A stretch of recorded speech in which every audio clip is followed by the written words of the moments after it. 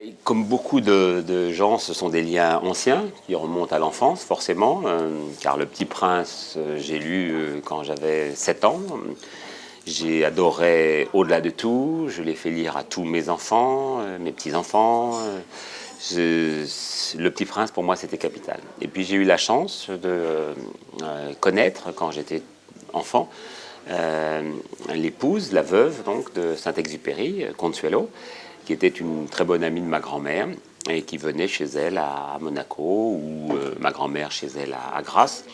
Et donc j'ai rencontré plusieurs fois Consuelo et qui m'appelait mon petit prince. Elle devait le faire à tous les petits garçons de l'époque, mais moi j'étais très honoré quand je recevais des lettres d'elle avec cette fameuse écriture, ce fameux foulard du petit prince. Donc voilà, pour toutes ces raisons, évidemment, le petit prince a eu beaucoup d'importance pour moi. Et après, toute l'œuvre de Saint-Exupéry. Une fois que j'ai grandi, j'ai découvert vraiment une œuvre qui m'a emballé. Et enfin, la vie. Alors là, c'est un peu plus tard que je découvre vraiment complètement sa vie et une vie comme de celle dont je rêvais quoi, quand j'étais petit, c'est-à-dire à la fois une vie d'action, de réflexion, d'amour au pluriel, de passion. Et voilà, pour toutes ces raisons, je me sens indéfectiblement lié à Saint-Exupéry. J'étais à ce point fou de Saint-Ex que, alors que j'étais un peu trop en avance, parce que j'avais à peu près 2 ans d'avance sur les autres petits camarades. Si vous voulez, quand on a 6 ans et qu'ils ont 8 ans, ça compte. Hein. Et pour qu'ils me respectent, hein, parce qu'ils étaient beaucoup plus baraqués que moi, tout ça, je leur ai dit que j'étais le filleul de Saint-Exupéry. Alors ça leur a cloué le bec, ça les a même beaucoup impressionnés. J'habitais Reims.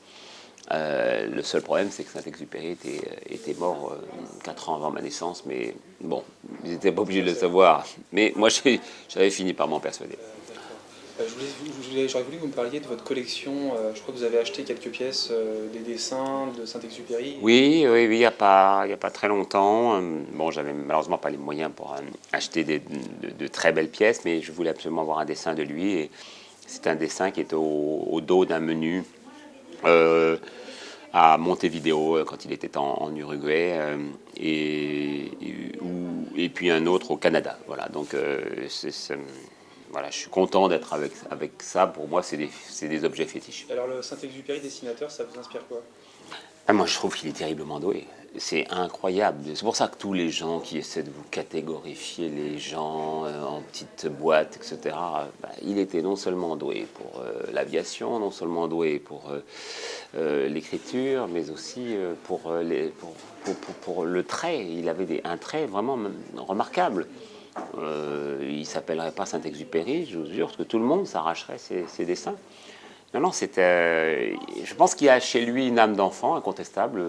Tout le monde, tous les témoins de sa vie le disent. Et cette âme se reproduit beaucoup dans ses dessins.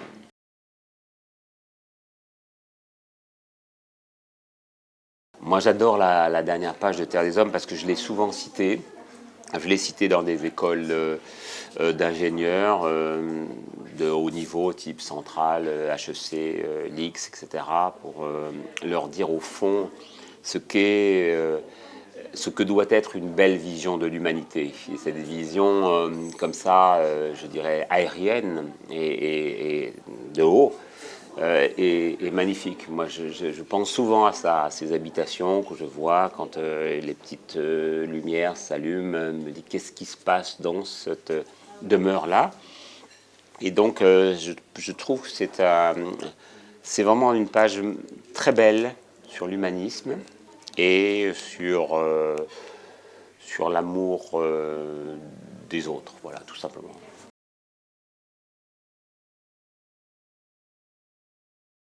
Ça porte un nom, ça s'appelle l'universalité. Qu'est-ce qui est universel dans le monde? Pourquoi la Bible est universelle? Pourquoi Le Petit Prince est universel? Pourquoi Les Misérables sont universels?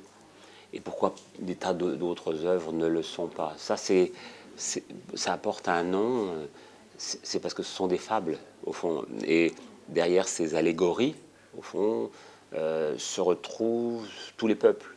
Que vous habitiez le désert, l'Amérique du Sud, un igloo en Alaska, vous êtes dans un rêve. Et il se trouve qu'Antoine de Saint-Exupéry, là où il était, c'est-à-dire au fond un peu dans la Lune, on l'appelait Pique la Lune, mais aussi dans un autre monde, Saint-Exupéry raconte un monde qui est le monde de tout le monde, c'est-à-dire de l'intérieur de chacun. Beaucoup de remontées d'enfance. Vous savez qu'il a dit qu'on était de l'enfance comme on est d'un pays, et au fond, son enfance, elle irradie, elle sourd dans toutes ses œuvres. Et c'est pour ça que je pense qu'il est à ce point universel et apprécié par tous les publics.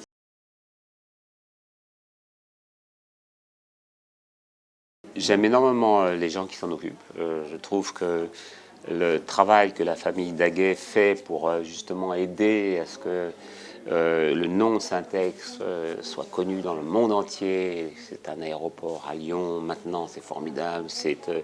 Vous l'avez rappelé, énormément de collèges, de lycées, d'endroits qui portent ce nom, les centres culturels français à l'étranger, etc. Et ben, c'est ça qu'il faut faire. Et j'adore cette idée justement que des héritiers, que des gens qui ont reçu un legs réussissent à transmettre. Moi, très modestement, j'ai un grand-père qui avait écrit un livre à compte d'auteur. C'est pas Saint-Exupéry, loin de là.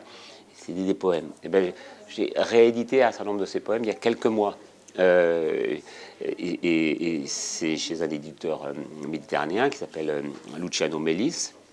Et ça me fait plaisir de voir le nom, l'appel ardent de Jean d'Arvor. Je me dis, c'est formidable, on le connaît. Eh bien, c'est non pas ses petits-fils, puisqu'il n'a pas eu, vous le savez, d'enfant, mais ses neveux qui s'occupent si bien, de filleuls et autres, qui s'occupent si bien de son œuvre. Moi, je trouve ça beau. Donc, j'ai dit oui avec énormément de plaisir, d'autant plus que par ailleurs, je m'occupais déjà de l'UNICEF.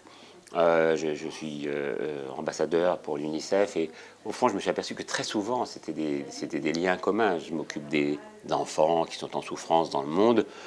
Je suis allé dans un très grand nombre de pays et j'ai vu à chaque fois que se retrouvaient en commun des valeurs tout à fait partagées. On dit que Saint-Exupéry n'a jamais appris à taper à la machine. Je sais que vous écrivez vos livres à la main. Oui, à la main, oui. Est-ce qu'il y a un petit lien à savoir? Oui, ça me vaut pas mal d'ennui de n'écrire qu'à la main, mais bon, c'est comme ça, j'ai toujours écrit à la main, et pratiquement toujours la même encre, qui est une encre violette.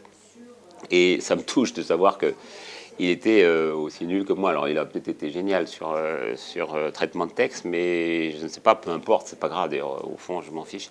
Ce qui m'importe le plus, c'est qu'il ait écrit des très beaux livres. Et je suis heureux quand je suis avec lui. Je me suis retrouvé il y a quelques années sur un voyage. Je suis allé voir l'homme qui avait sauvé Guillaumet lorsque, en 1930, il a eu cet accident d'avion au bord d'un petit lac qui s'appelle Laguna Diamante, près de Mendoza, assez loin de Mendoza, mais enfin en Argentine, juste à la frontière du Chili. Et Syntex avait essayé de le retrouver, avait plusieurs fois fait le passage entre Mendoza et Santiago du Chili, n'avait pas trouvé. Et puis finalement, lorsqu'il a su qu'il était finalement découvert vivant, il s'était précipité de l'hôtel, du restaurant dans lequel il se trouvait pour prendre son avion et survoler l'endroit. Il a vu qu'il y avait une ambulance, qu'il y avait de la police. Il a immédiatement atterri. C'est formidable. Et c'est là que, dans ses bras, Guillaumet lui a dit ces fameuses phrases, ce que j'ai fait, aucune bête au monde ne l'aurait fait. Et voilà, pour toutes ces raisons, je me sens heureux à chaque fois que je suis dans sa compagnie. Dernière question, au soir de votre dernier 20h, à un moment vous avez parlé des liens que vous avez tissés avec vos téléspectateurs, des liens un peu indestructibles.